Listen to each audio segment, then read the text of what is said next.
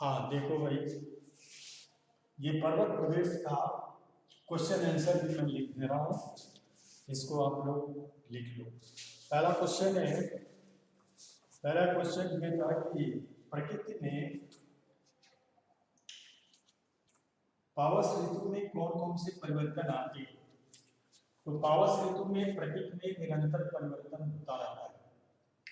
कभी धूप निकल आती है तो कभी घने बादल छा जाते हैं, और घने बादलों के भी आ जाने पर सब कुछ बादलों के ओर में छिप जाते हैं। घने चारों ओर घोर अंधकार छा जाता है।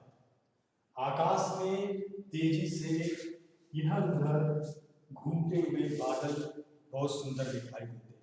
दूसरा था कि मेघलाकार का शाब्दिक अर्थ क्या है और कवि ने इसका प्रयोग क्यों किया है। तो मेघलाकार का अर्थ होता है जैसे करधनी, गोलाकार, ढलाव लिए हुआ। तो मेघलाकार का शाब्दिक अर्थ है श्रृंखला, माने एक से एक जुड़ा हुआ, मंडलाकार, चारों तरफ से गोलाई में घिरा हुआ, एक से एक जुड़े हुए, ये उसका शाब्दिक अर्थ है। और इसका प्रयोग कवि पर्वत की सुंदरता को प्रकट करने के लिए किया है। नेक्स्ट क्वेश्चन है, सहस्त्र सुमन से क्या तात्पर्य। और कवि ने इस पद का प्रयोग किसके लिए किया है। तो सहस्त्र का मतलब होता है हजार, दृक् का मतलब होता है आंख, सुमन का मतलब होता है पुष्प, हजार पुष्प रूपी आंखें, सहस्त्र दृक् सुमन। सहस्त्र का मतलब हजार, दृक् का मतलब आंख, सुमन पुष्प। तो सहस्त्र सुमन से तात्पर्य हजारों पुष्प रूपी आंखें। और कवि ने इस पद का प्रयोग पर्वत के लिए किया है। कवि ने कल्पना की है कि ऐसा, ये कवि का अपना कल्पना है, कवि ने कल्पना की है कि ऐसा लगता है कि मानो पर्वत पर सहस्त्रों फूलों रूपी नेत्रों से अपनी शोभा को तालाब रूपी दर्पण में निहार रहा है। पर्वत अपने विशाल शरीर को अपने फूल रूपी आंखों से अपने नीचे जो तालाब रूपी दर्पण है उसमें देखकर निहार रहा, अपनी सुंदरता को वो देख रहा। अगला क्वेश्चन मैं आगे फिर बता रहा हूं।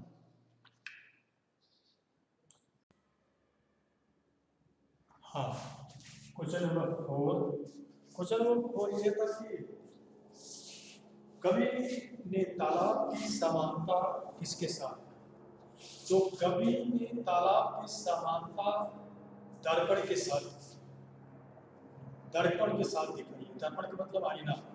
जिस प्रकार दर्पण में अपनी छाया को साफ साफ देखा जा सकता है, उसी प्रकार तालाब के जल में भी पर्वत और उस पर लगे फूलों की छाया साफ दिखाई दे। कवि द्वारा तालाब की समानता दर्पण से करना अत्यंत उपयुक्त एवं सटीक है, मतलब सही है, क्योंकि पानी जो निर्मल और स्वच्छ होता है, साफ होता है, तो उसमें अपना प्रतिबिंब बिल्कुल दिखाई देता है। तो बारिश के कारण जो पहाड़ों के नीचे में पानी इकट्ठा हो गया था, जो तालाब का रूप बन गया था, तो पानी बिल्कुल साफ था। और उस साफ स्वच्छ पानी में किसी भी वस्तु का प्रतिबिंब उसमें पड़ता ही। तो इसीलिए कवि ने तालाब की समानता दर्पण से बताया। नेक्स्ट क्वेश्चन था कि पर्वत के हृदय से उठकर ऊंचे ऊंचे वृक्ष आकाश की ओर क्यों देखते, और वे किस बात को प्रतिबिंबित करते। तो पर्वत की चोटियों पर उगे हुए लंबे लंबे जो वृक्ष थे, वो ऊंचे ऊंचे वृक्ष पेड़ आकाश की ओर टकटकी लगाए हुए आकाश की तरफ झांकते हुए प्रतीत हो गए थे। प्रतीत मतलब मालूम हो गए। ऐसा लगता था मानो वे ऊंचा उठना चाहते हैं और वे ऐसे व्यक्ति को प्रतिबिंबित कर रहे थे। दूसरा क्वेश्चन था कि कैसे व्यक्ति को प्रतिबिंबित कर रहे थे उनका, तो वे ऐसे व्यक्ति को प्रतिबिंबित कर रहे थे जो उठने की आकांक्षा से ओतप्रोत हो। जैसे आप किसी भी जीवन में, अपने जीवन में किसी भी सफलता को प्राप्त करने के लिए आपके अंदर एक जुनून पैदा होता है, एक ओतप्रोत जज्बा छा जाता है ऊंचा उठने की, महत्वाकांक्षा। मैंने क्या होते हैं महत्वाकांक्षाएं जो होती है, आदमी को कहां से कहां उठा देता है। तो स्थिर भाव से वो आकाश में ऊंचे उठने की ओर प्रतिबिंबित कर रहा था और लक्ष्य पाने की चाह में निरंतर बढ़ रहा है। कहते हैं कि व्यक्ति वही असफल होता है, बार बार असफल होने से भी अपनी लाइफ में अगर जो सफलता का कार्य प्रयास बंद कर देता है तो वो असफल हो जाता है। इसलिए जब तक सफलता नहीं मिलती है तब तक व्यक्ति को प्रयास करना चाहिए, तब उसका लक्ष्य निश्चित हो जाता है। नेक्स्ट क्वेश्चन था छठा कि साल के वृक्ष भयभीत होकर धरती में क्यों धंसे। भाई वर्षा इतनी तेज और मूसलाधार, बहुत जोर से बारिश हो रही थी, तो ऐसा लगता था कि मानो आकाश धरती पर गिर गया, इतना पूरा पानी लेकर नीचे गिर गया। और कोहरे के फैलने से उठता हुआ जो धुआं था, माने जो कोहरा चारों तरफ फैला हुआ था, तो ऐसा प्रतीत होता था कि मानो सरोवर जल गया। सरोवर का मतलब तालाब, और उसमें धुआं उड़ रहा।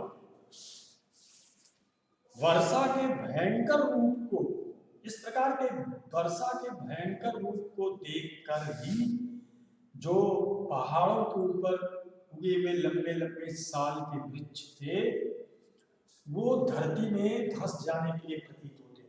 एक्चुअली धंस जाने में क्या होता है, कोहरा चारों तरफ छा जाता है तो कुछ भी पहाड़ पर दिखाई नहीं देता। तो कवि का सिर्फ एक कल्पना, उसने मान लिया था कि ये सब वर्षा के डर के कारण सब पानी में समा गया। असल में ये कविता जो है रोमांच और प्रकृति के सौंदर्य को आंखों से निरखने की अनुभूति देती है। कभी कभी ऐसा होता है ना हमारे जीवन में, जैसे हम जो कुछ देखते हैं प्रकृति में, पेड़ पत्ते फूल नदियां हवाएं आकाश तारे, इन सब को देखने के बाद हमारे मन में एक कल्पना उठती है तरह तरह की। वो अच्छा भी हो सकता है, बुरा भी हो सकता है, कैसा भी हो सकता है। हर व्यक्ति के लिए जरूरी नहीं कि जो मेरे मन में कल्पना उठे वो आपके मन में उठे, आपके मन में कोई दूसरी कल्पना भी उठ सकती है। लेकिन इन सब चीजों को देखने के बाद एक कल्पना की अनुभूति होती है। और सुमित्रानंदन पंत जो इसका राइटर है, पर्वत प्रदेश में पावस का जो इसका राइटर है, जो लेखक है कवि, सुमित्रानंदन पंत की अधिकांश कविताएं ऐसे नेचर पर, और मानो आसपास की सभी दीवारें विलीन हो गई हो। हम किसी ऐसे रम्य स्थल में पहुंच जाते हैं, जैसे पहाड़ों की दुनिया में आ गए, कोई चीज हम देखते हैं तो उसमें बहुत से विचार उत्पन्न होते हैं, तरह तरह के चित्र बनना शुरू होते हैं, तरह तरह के हम सोचना शुरू कर देते हैं।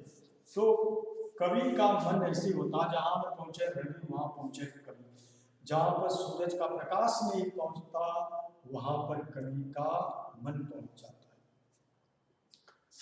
तो आसपास बहते हुए झरने को देख करके जो खुशी हमारे दिल में उत्पन्न होती है, फिर क्या क्या ख्याल आते हैं, क्या क्या सपने आते हैं, तरह तरह के चित्र बनना शुरू होते हैं। होता क्या है कि जब आंख से हम कोई चीज देखते हैं तो हमारे मन में विचार पैदा होता है, और जब विचार पैदा होता है, जब सोच आना शुरू होता है, आंख से देखा, मन में सोच किया, विचार आया, और विचार से वो फिर एक्शन में आता है, फिर हम उसको करने के लिए बात करते हैं। हम नहीं जानते कि वो अच्छा है या बुरा है, लेकिन आंखों का बहुत बड़ा इफेक्ट है। आंख ने देखा, दिमाग में विचार उत्पन्न हुआ, और जब विचार उत्पन्न हुआ तो सोचना शुरू किया ज्यादा, तब वो एक्शन में आने की कोशिश करता।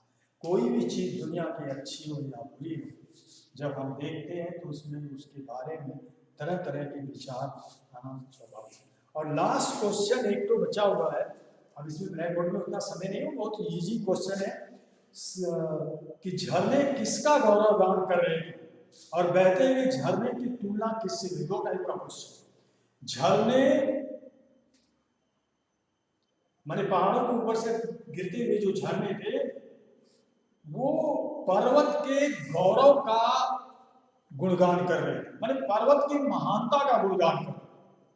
सिंपल है, मैं बता रहा हूं, आप उसको अपने से लिख लो।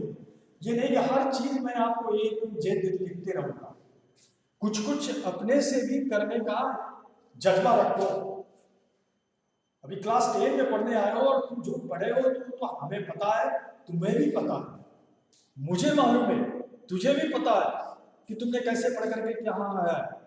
तो कुछ इसको भी करने को। लास्ट क्वेश्चन है, तो पहाड़ों, झरने जो है पहाड़ों के गौरव का गुणगान कर, और बहते हुए झरने की तुलना जो है वो मोतियों के लड़ियों से की गई, क्योंकि पानी का जो बबल्स होता है वो साफ साफ होता है, बिल्कुल सफेद कलर का जो झाग होता है, तो मोती भी सफेद होता है। तो कहता है कि बहते हुए झरनों की तुलना मोती की लड़ियों, सफेद मोती की मालाओं से किया है।